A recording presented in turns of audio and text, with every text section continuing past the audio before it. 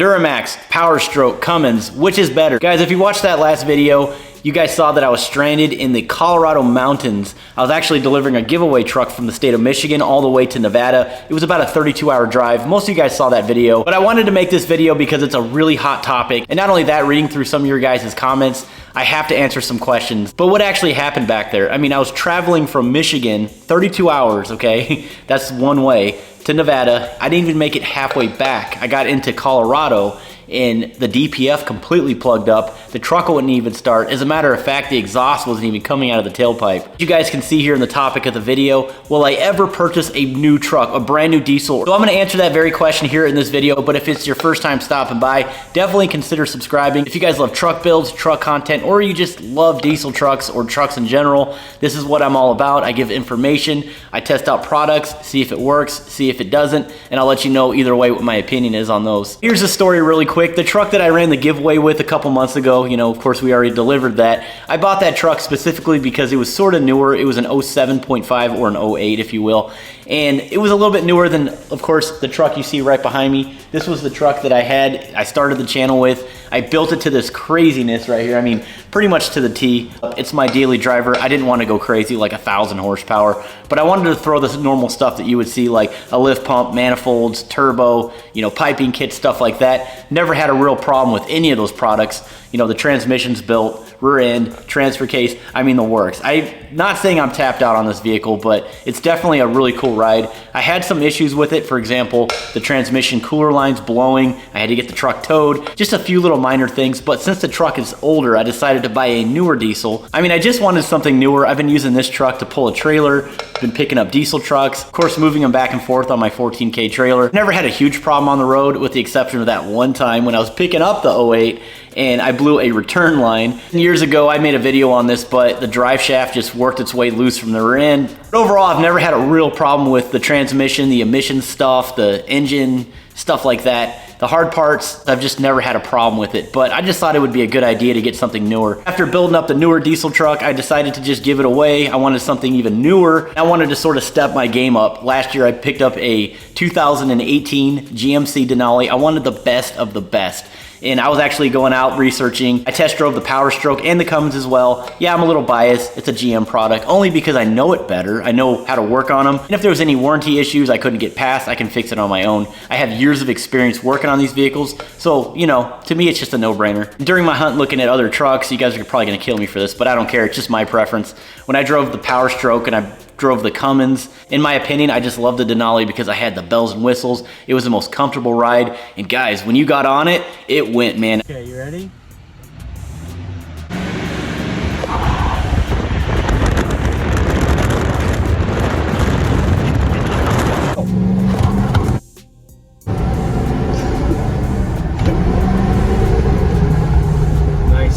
There's just a lot more acceleration with these trucks, you know, stock for stock, and the Ford and the Dodge, they're just dogs compared to these GM trucks. But it was sort of a no-brainer when I picked it up, but I just want it for reliability. Now, if you watched that last video like we talked about, I was stranded. I slept on a park bench for 2 days. Luckily, I had my brother to help me out, and then we had some friends that came up and rescued us. Long story short, I paid $2,000 to a hotshot trucker to move that truck from Colorado all the way to Wisconsin, where my buddy Ryan at Ryan's Diesel Service squared me away. We removed the exhaust, and lo and behold, this is what we found. The emissions blocked up my DPF, my diesel particulate filter, so much. And what I mean by emissions is the soot level, the soot grams. All the unburnt fuel, that black smoke that's harnessed in that canister, basically backed me up and went through my turbo, blew my intercooler boot. It was just a bad deal. I mean, guys, this is so frustrating because older truck, I wanted to get something newer for reliability, wanted to keep it emissions intact, you know, throw a couple things like a manifold, you know, downpipe, stuff like that. Nothing that would really affect anything, but I did put a tuner on it. If you guys don't know, I've been working on these trucks for several years. I know what works and what doesn't, but I wasn't too keen on what works on a emissions compliant newer diesel engine on these medium light duty pickup trucks. For example, the Duramax, Power Stroke, and Cummins. I decided to go ahead and play around with it, and let's be honest guys, you put a tuner on this thing no matter what brand it is, it's gonna mess with the mapping a little bit, and it's gonna tell the computer to do certain things that's not programmed by the factory. So these things may help with MPG, which I personally noticed.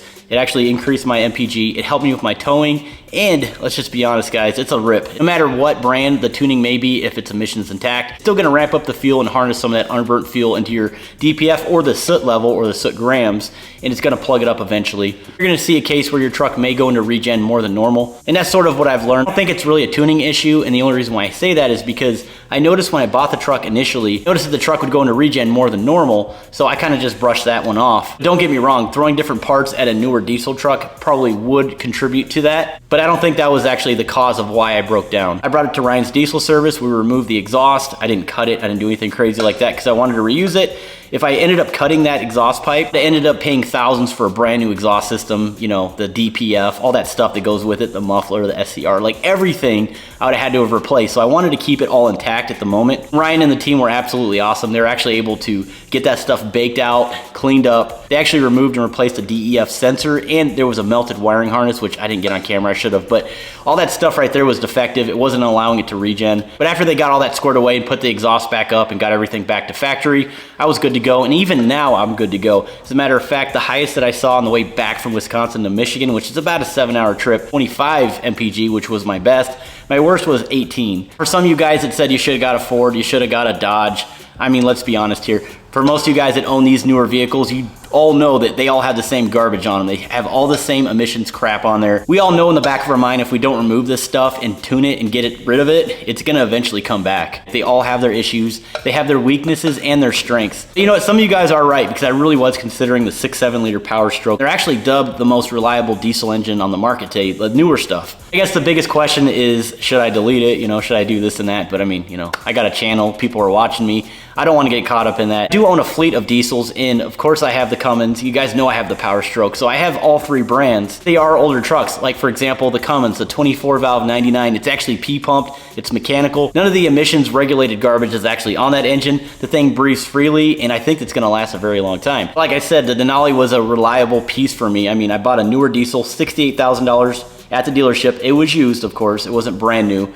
The newer ones are going for about 100,000, which I'm just not gonna fork out the money for. And with the way the market is, I was sort of at the mercy of the market, so that's why I paid so much for it. You know, pre-2020, I think that thing would have been way less, but it is what it is at this point. Answer some of those questions. You guys are saying you should have deleted it. You know, I kind of hit on that here already, but you need to understand something. To delete a Duramax, and what I mean by deleting is removing the emission system completely, straight piping it, unplugging all the little wiring harnesses that go to the EGR cooler, the EGR valve, and throwing a modified ECU or engine control module in the engine to basically fool it, thinking that it has the stuff on there, remapping everything, and not actually worrying about using diesel exhaust fluid. There's just a lot of things. You don't have to worry about none of that. It's less problematic. But the real story, of course, on that is you're gonna end up spending $5,000 to $10,000 depending on what you're trying to do in order to remove those emissions, and it's illegal. Lots of eyes are seeing it. You don't want to get caught up, especially for some of you guys that have states where you run emissions checks, for example, like some parts of Ohio, Pennsylvania, California. Also, I didn't want to delete it because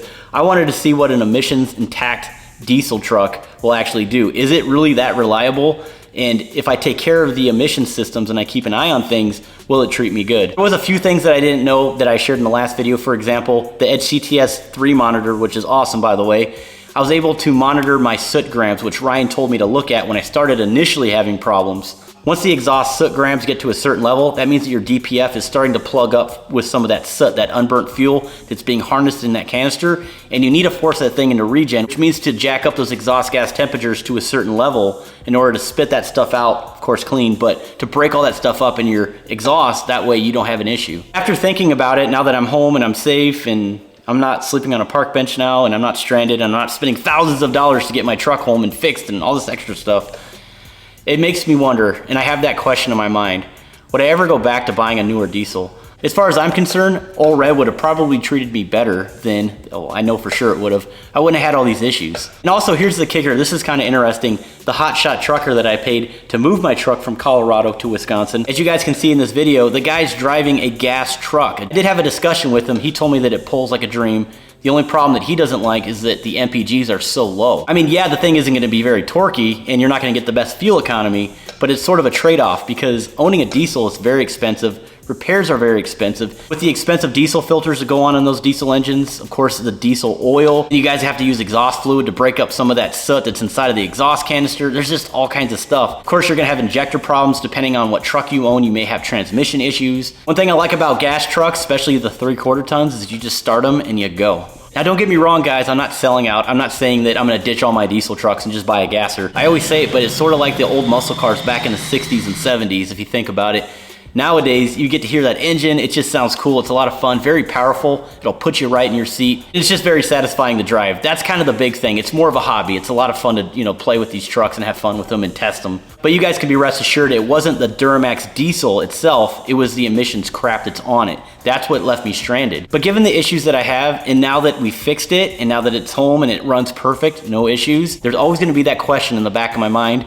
Will it happen again? At this point, guys, the truck is returned back to stock, and I'm gonna leave it that way. I'm still gonna pull my 35-foot gooseneck trailer. I'm still gonna travel the country with it. Of course, picking up loads, bringing them back, or just doing gigs here and there. I'm gonna do it, and I'm gonna document everything. Guys, make sure you subscribe, though, if you haven't already, because if anything happens again, I'm definitely gonna be videoing this. Now, with a price tag of $68,000, have I considered just selling it and getting another older diesel for reliability? I'm just gonna be chasing my tail. So no, I'm gonna keep the truck, okay? But I'm gonna do a better job at keeping an eye on the soot grams. If I continue to do that, I don't think I'll have a problem. And of course, using high quality diesel exhaust fluid, and it's kind of hard to do this one, but just make sure that you have quality fuel and use some of that injector cleaner. But I'm gonna keep a better eye on this truck than normal, than what I used to. For me to do it all over again, sell the truck, maybe get a Ford or a Dodge, I'm probably gonna be in the same boat. That's kind of where I'm getting at. So yeah, I have the newer diesel, but would I buy a new diesel after these issues?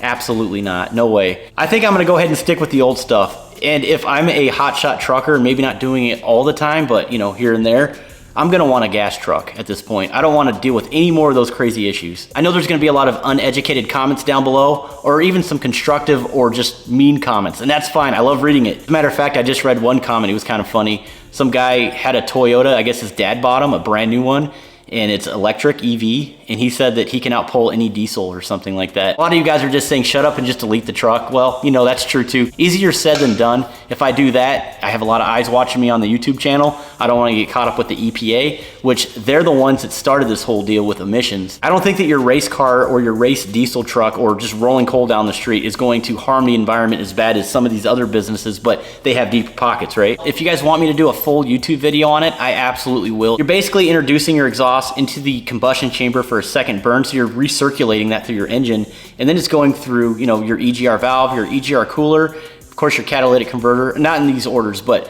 you know, you have your diesel particulate filter, which is where it's harnessed, and then you have a diesel exhaust fluid, which is supposed to soften that stuff up, break it up, and then at that point, your engine is supposed to go into a regen mode. Now, over time, that's gonna destroy the longevity of your diesel engine, and no matter how new that truck is, it's going to build up soot. It's gonna build up soot in your turbo, your Y bridge, your intercooler pipes, stuff like that. We all know that these diesel engines will last a very long time. As a matter of fact, well over 1 million miles if you keep up with the maintenance and everything. And that's exactly what chokes the life out of these diesel engines and just makes them unreliable. Some people are getting lucky with their newer diesels where they're getting 400,000-500,000. I've even seen up to 1 million.